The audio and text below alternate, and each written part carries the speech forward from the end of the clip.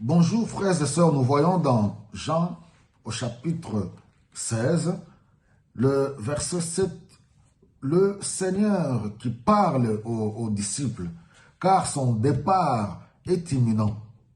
Il leur dit, il est avantageux que je m'en aille.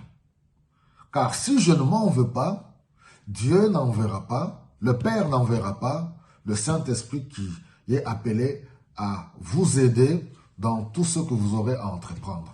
Alors, j'aimerais aborder ce grand sujet sur connaître le Saint-Esprit. Alors, quand nous allons au verset 12, 13, 14 par là, du même chapitre, il dit, quand l'Esprit de vérité viendra, il vous conduira dans toute la vérité. Alors, il est important tout au long de cette année 2024 que nous puissions nous entretenir de temps en temps là-dessus pour connaître l'Esprit de Dieu. Parce que souvent, il est méconnu ou il est mal compris, il est mal connu dans le milieu des enfants de Dieu que nous sommes. Et cela demande une étude approfondie selon les Saintes Écritures.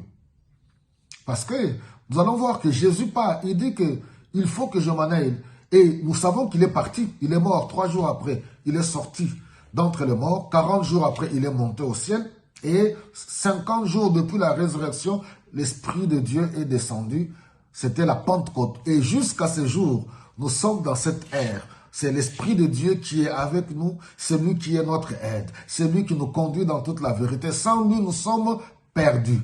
Alors, nous voyons déjà au début de la Bible, au début de la parole de Dieu, dès la première page, Genèse chapitre 1, le verset 1 et 2, il est déjà mentionné. Au commencement, Dieu créa les cieux et la terre. La terre était vide, il y avait de ténèbres sur toute la surface de la terre.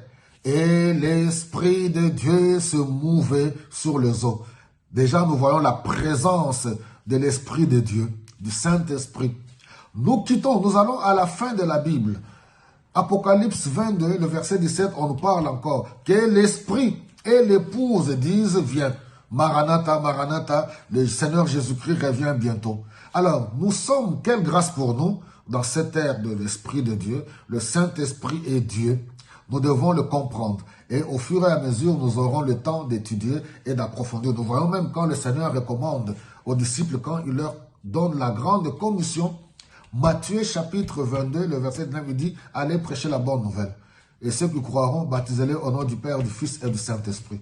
Nous allons encore, Paul en parle dans 2 Corinthiens, au chapitre 13, le verset 13. Il nous donne là la formule de la bénédiction qui nous vient de tous les trois. Il dit que la grâce du Seigneur Jésus-Christ, l'amour de Dieu et la communion du Saint-Esprit vous soient tous accordés. Alléluia. Donc, nous devons rechercher l'intimité, la proximité de l'Esprit de Dieu. Si tu veux aller loin, tu veux connaître le Seigneur Jésus-Christ, tu veux grandir dans la foi, cherche l'intimité avec le Saint-Esprit. Le Saint-Esprit est Dieu. Alléluia. 3 personnes en une.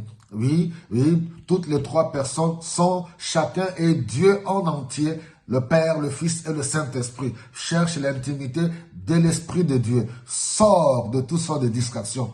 Sors de toutes sortes de débats infructueux. Sors de toutes sortes de fréquentations inutiles. Recherche la présence de l'Esprit de Dieu. Alléluia. Quelle grâce pour nous. Le Saint-Esprit est là. Le Saint-Esprit est là. La mort a disparu. Dieu donne plein salut.